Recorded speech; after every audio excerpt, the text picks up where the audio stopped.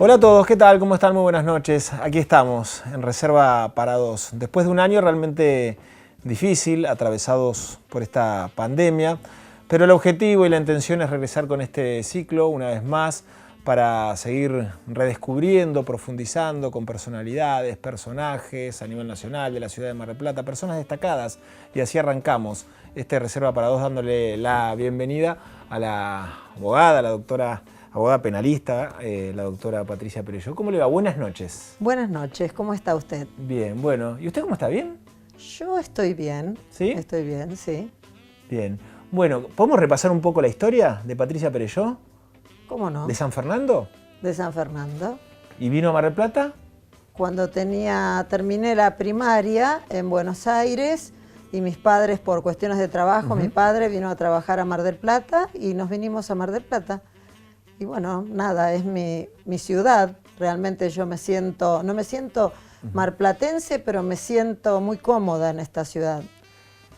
Patricia Perelló es parecida al padre, ¿o no? Muchísimo. Muchísimo. ¿Es verdad que le encanta decirlo?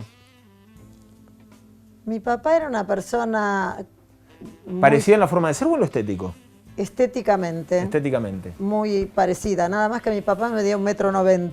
Ah, una pequeña diferencia. Ahí hay una diferencia, pero de facciones somos muy parecidos, sí. Bien, ¿y qué representó él para Patricia Perelló? Él representó el espaldarazo de toda mi vida para que yo estudiara. No que estudiara Derecho específicamente, pero que estudiara en la universidad. Él había quedado huérfano de madre cuando tenía 3 años y de padre cuando tenía 18 y quería ser ingeniero y no lo logró. Trabajaba igual en la instalación de calderas y todo, pero no logró estudiar por estas circunstancias y siempre me alentó a que yo estudiara, que yo tuviera mi título y la verdad es que fue una persona muy importante en mi vida. Bueno, obviamente primaria y parte de la secundaria en San Fernando. Primaria. La secundaria acá. Acá, en el puerto, ¿no? En el puerto, en el Colegio Comercial del Puerto, que en ese momento eran unas casillas que había en 12 de octubre y Hacha, y que después se convirtió en la Escuela de Comercio y de Pesca también. Y un colegio industrial, o sea, nosotros éramos como varias actividades tenía el colegio. Bien. ¿Puedo tutearte? Sí, claro. Bueno, buenísimo. ¿Y Patricia cómo era en el colegio? Nadie hubiera dicho que Patricia era rebelde, era... Sí, tremenda, tenía amonestaciones, no era maleducada, era traviesa, me aburría, entonces hablaba o hacía cosas, no, era terrible. ¿Y rebelde cómo? Rebelde, qué sé yo, me rateaba, o sea, no era una alumna ni abanderada, no porque no tuviera inteligencia, sino porque me aburría la escuela. A mí me gustaba, qué sé yo, leer las cosas que me gustaban, leía Cortázar, leía criminología desde que era muy chica. ¿En serio? Sí, yo a los 8 años en San Fernando era socia de la Biblioteca Madero y tomaba el colectivo en la esquina de mi casa, bajaba en la biblioteca, sacaba los libros y volvía a mi casa con los libros. Eso leí toda mi vida y tengo una biblioteca que, además de la biblioteca del estudio, en mi casa hay una biblioteca inmensa con un montón de diversa literatura. Bien. ¿Y qué recuerdo tenés del colegio? ¿Es bueno?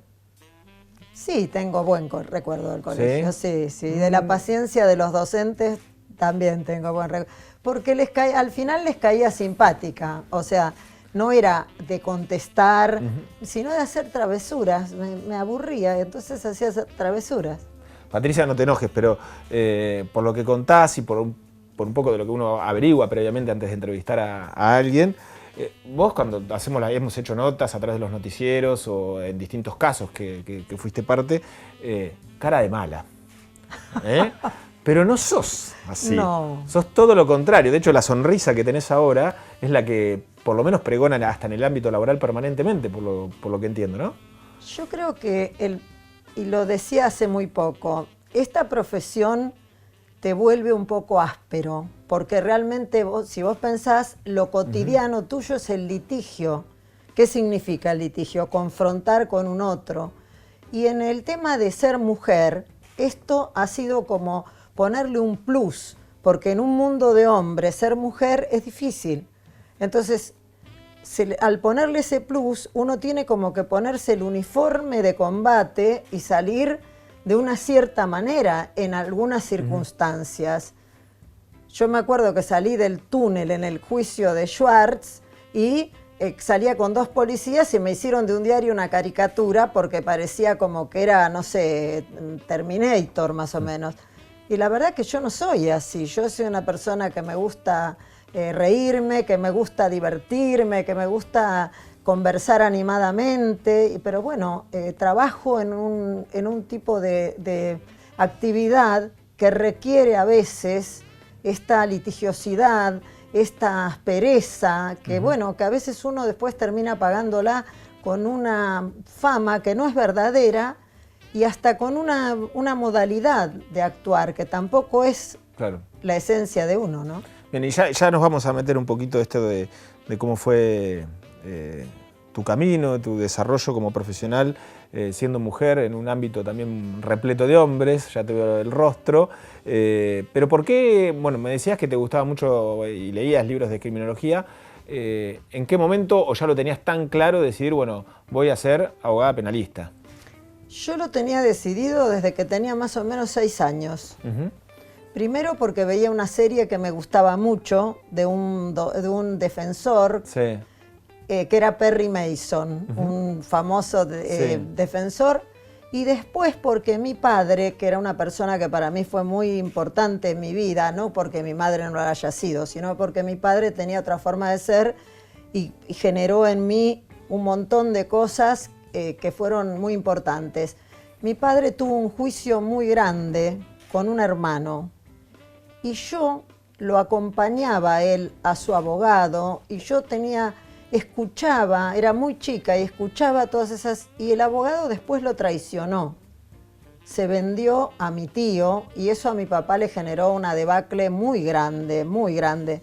Y es como que creo que en algún lugar yo defiendo porque quedó en mí ese espíritu de defender, ¿no? De defender, que imagino que si uno lo viera desde un punto de vista psicológico sería defender a mi padre, que estuvo indefenso en cierta medida y que yo era testigo de eso, porque yo iba con él y era chiquita, tendría 6 años, y escuchaba las conversaciones y me acuerdo de la casa del abogado en San Fernando, del apellido, de su cara, de todo.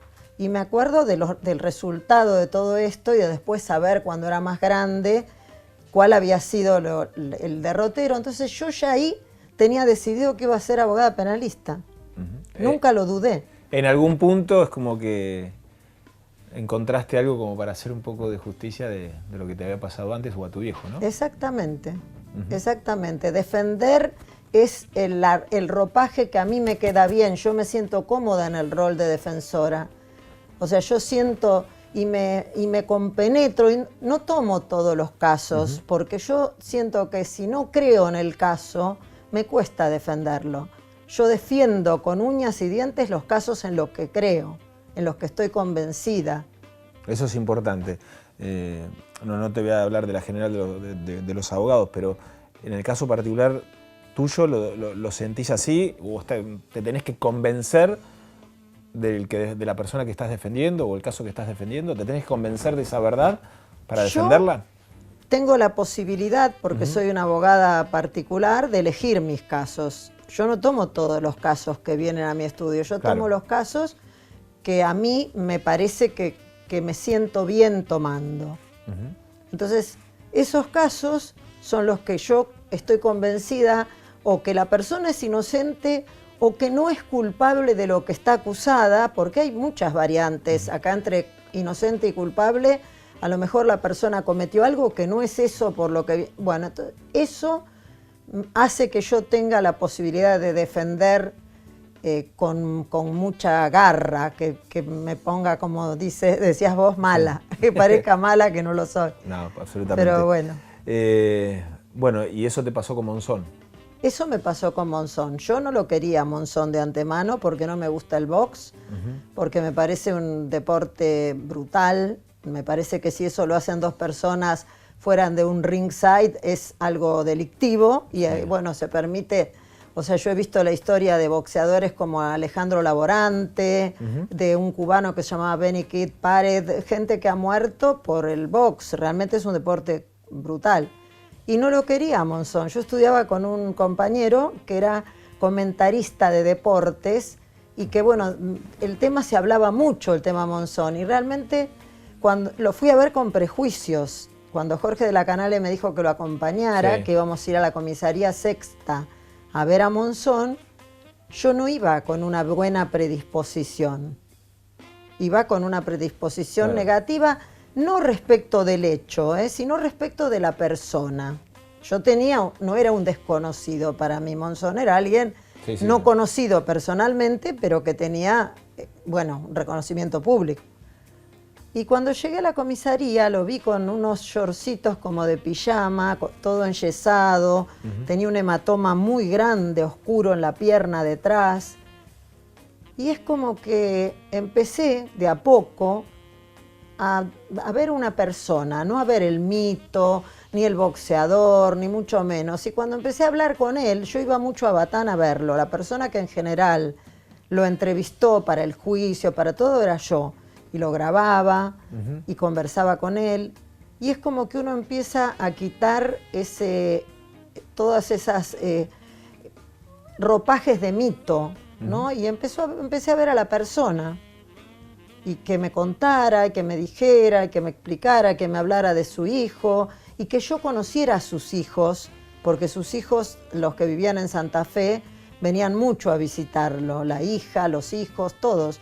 Y es como que después empecé a tener un vínculo distinto con él y realmente yo toda la vida creí lo que él me dijo. Él me dijo, mira, si yo lo hubiera querido matar, le pego una trompada y le arranco la cabeza. Esas fueron las palabras de Monzón.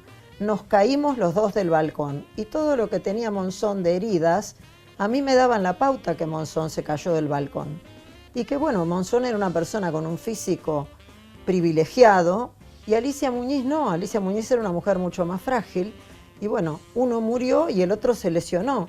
Pero no creo que nada así haya sido ni intencional, ni que la tiró, ni mucho menos. Yo siempre creí lo que él decía y creo que la Cámara que lo juzgó no permitió los peritos porque iban a desvirtuar lo que ellos ya tenían previsto de antemano.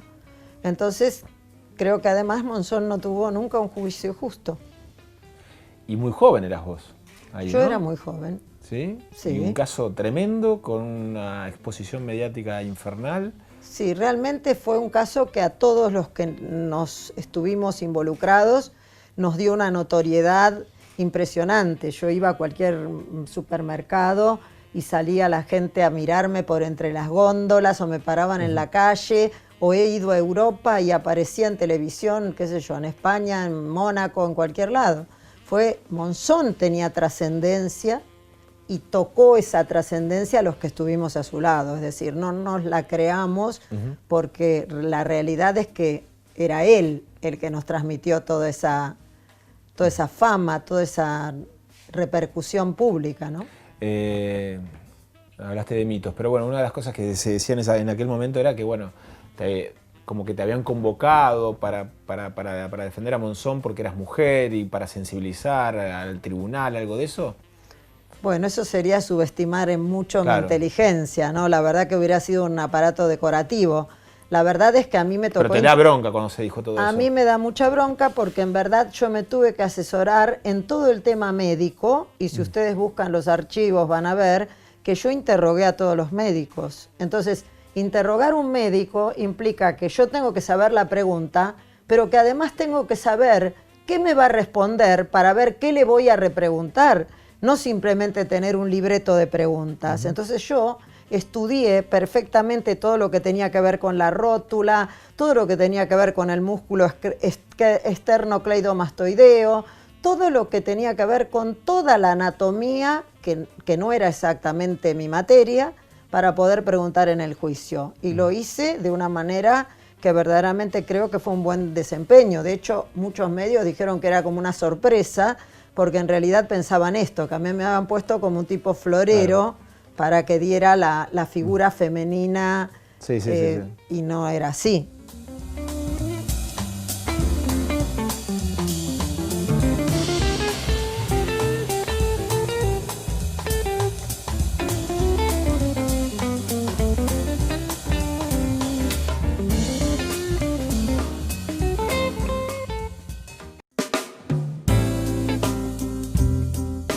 No quiero que me lleve todo el programa hablando de Monzón, queremos hablar de vos, pero ese vínculo que mencionaste, ¿dónde llegó? ¿Llegó hasta una amistad? No, no es exactamente una amistad, no. Monzón murió estando detenido. Claro. Yo lo vi en todos los establecimientos donde estuvo. Lo vi en Batán, lo vi en Junín y lo vi en Las Flores, en Santa Fe, que fue la última vez que yo lo vi.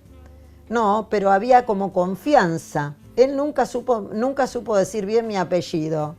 Eran La Canale, Ángelo y yo era Patricia, porque se ve que el apellido Perelló no era fácil. ¿Cómo se pronuncia bien tu apellido? Perelló, es Perelló. con L-Y-O, acento en la O. Es un apellido en realidad catalán. Mi familia no es catalana, pero el apellido es catalán. Bien, y me decías, bueno, sobre el rol de la mujer, en tu caso, en lo que es en el ámbito judicial, lleno de hombres, con muchos hombres, más en el ambiente de los penalistas, ¿no? ¿Sos feminista? Soy feminista, muy feminista, y de hecho todo lo que he hecho en mi vida ha sido luchar porque la mujer tenga los mismos derechos o tenga la misma posibilidad de tener las oportunidades. No adscribo a cierto tipo de feminismo punitivista que considera que el hombre es el enemigo y que los hombres tienen que ir todos presos, al macho lo escracho, todo eso no estoy de acuerdo. Yo soy de las feministas de la vieja guardia que empezaron no creyendo ni en el Estado ni en el derecho, sino que justamente el Estado y el derecho son lo más patriarcal que puede haber, ¿no? Entonces, pedir más cárcel para los hombres no me parece que sea la solución de un conflicto de los hombres hacia las mujeres. Yo creo que se resuelve con otro tipo de educación, con otro tipo de actitud en lo social, pero no con el derecho penal. No soy de ese tipo de feministas. ¿Y en los inicios te hicieron sentir? ¿Te lo hicieron sentir por ser mujer? Sí, a ver qué cosa, ¿no? No, si te hicieron sentir nada, o quizás corriéndote, dejándote un poco de lado, o... ¿Los hombres? Los hombres, sí, sí, sí. No, en realidad en el lugar donde más sentí el machismo es dentro del Poder Judicial. Bien. No en la cárcel, no en la comisaría y nunca con mis clientes. Nunca un detenido, cuando me veía, que yo tenía 23, 24 años, cuando empecé, nadie decía, no, que voy a contratar una mujer. No, yo he tenido clientes piratas del asfalto cuando tenía esa edad, de Buenos Aires, gente que... Y jamás tuve como, digamos, una actitud de desconfianza. Creo que los que más discriminaron fueron los miembros del Poder Judicial. Patricia, Mar del Plata, bueno, me dijiste, es tu lugar en el mundo, pero también hay otro en Italia, Bolonia. Muchísimo. ¿Por qué? ¿Por qué? Porque hace muchos años que yo empecé a ir a Bolonia por cuestiones académicas, porque me hice amiga de alguien que fue un genio de la criminología, que fue Massimo Pavarini, porque conservo la amistad de su viuda. Massimo murió hace 5 años, cuando él se enfermó, que tuvo cáncer, yo lo fui a ver varias veces, y realmente Bolonia es una ciudad maravillosa en todo sentido. La gente es una ciudad cosmopolita porque va mucha gente a estudiar, no solo carreras de grado, sino de posgrado, porque es una ciudad toda aporticada, es una ciudad medieval, hermosísima a nivel arquitectónico, es una belleza, y porque tengo muy bellos amigos en Bolonia. Entonces es como que tengo posibilidades, incluso el año próximo, de hacer tareas académicas desde una función en Bolonia, y lo voy a hacer presencialmente lo que pueda, y lo que no pueda lo haré, como se hace hoy en día todo, por vía de las redes, ¿no? Y además sos docente en la universidad acá, ¿no? Acá soy docente en la Facultad de Derecho, en Criminología, desde el año 96. ¿Y te gusta ese rol de docente? Sí, me gusta ese rol de docente. A ver, yo vengo de una facultad de la época del proceso militar, donde la exigencia era extrema, donde no había ni centro de estudiantes, ni la menor chance de parciales, ni nada. Creo que ahora los alumnos tienen demasiado facilitado todo, demasiado facilitado, es como si fueran muy niños, y creo que eso nos favorece a la hora después de ejercer la profesión, porque la vida real no facilita las cosas. Entonces yo a veces veo abogados jóvenes que cometen errores muy grandes y eso también nosotros tenemos que coadyuvar a su formación haciendo que crezcan de alguna manera, ¿no? Eso creo que también me gusta el rol de docente, no soy mala, a la hora de desaprobar a alguien lo pienso, pero tampoco lo dudo en el sentido de que no le hago un favor al que si aprobara a alguien que no corresponde, no le hago un favor ni a él ni a la sociedad. ¿Por qué en el estudio siempre te rodeas con mujeres? No, he tenido abogados varones que trabajaban, pero ahora... ¿Pero en los últimos años? En los últimos años somos todas mujeres. Somos todas mujeres. La verdad es que se ha armado tengo un excelente equipo de trabajo. Las abogadas que trabajamos juntas tenemos una buena relación, nos llevamos bien. Hace pocos días incorporé una chica, una abogada nueva, muy, muy capaz, que me gusta muchísimo también. No sé, tal vez haya sido coincidencia, porque no es que vinieron varones y yo les dije que no. Pero me siento muy bien con ese grupo de mujeres trabajando. ¿Hay alguna anécdota de audiencias? Seguramente, como todos tenemos, no sé, cada uno en su profesión, de distensión, que se dan por ahí para reírse y quizás en un contexto totalmente serio. Sí. Y te ha ocurrido seguramente más de una vez. La anécdota que me resulta más graciosa es que hace un par de años estaba con una de las colegas y la mujer imputada sentadas al lado. Entonces yo estaba alegando sobre algo que era importante y ellas dos estaban meta a rebuscar entre unos cuadernos, carpetas, movían carpetas, sacaban papeles, hacían ruido. Entonces en un momento yo, que seguía hablando, hago así, ¡quietas!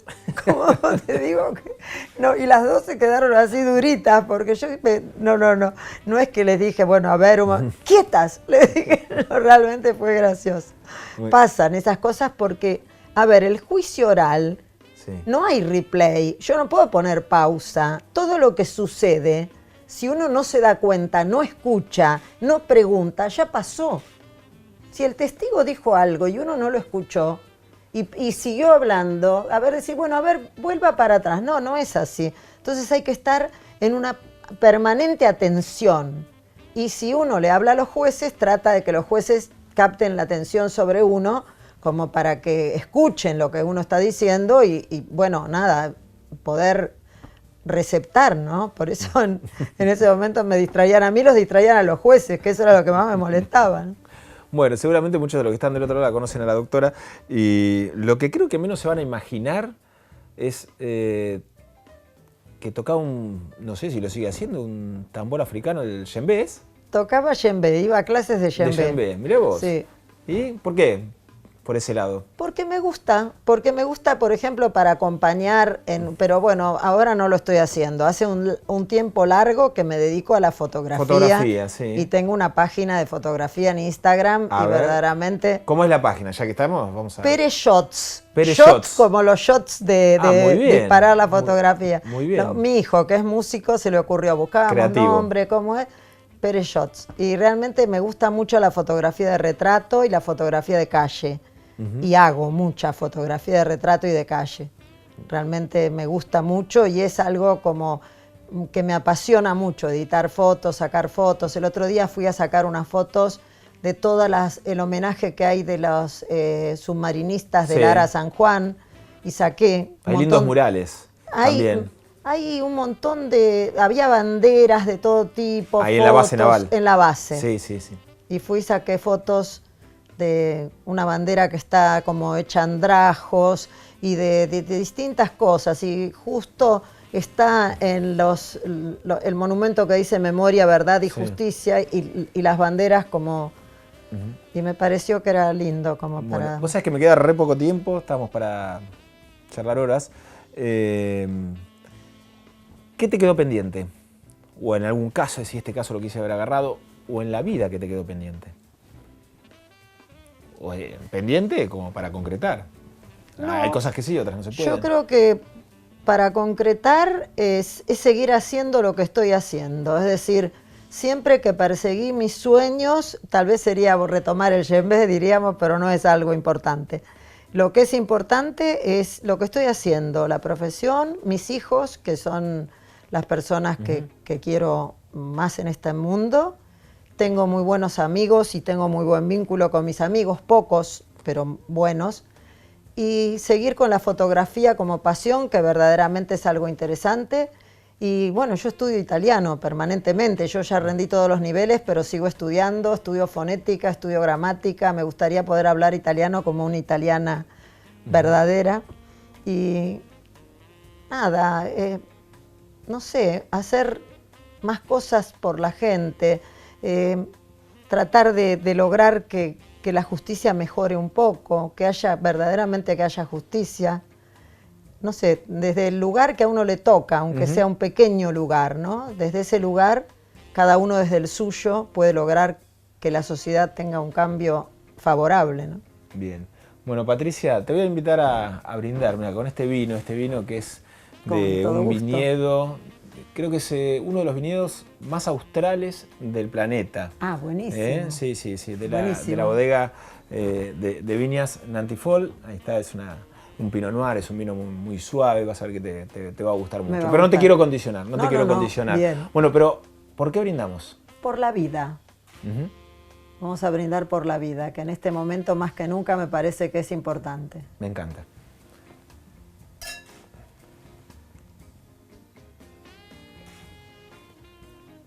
Gracias por estar esta Buenísimo noche. el vino. ¿Te gustó? Excelente. Bien. Me gusta. Tenés que ir a conocer esa bodega, es en el sur, en Chubut, en el oeste de Chubut, en Trevelin. Muy bien. Hay un lugar de origen galés. Perfecto. Muy Muy bien. Bueno, gracias por estar hoy. No, gracias a ustedes.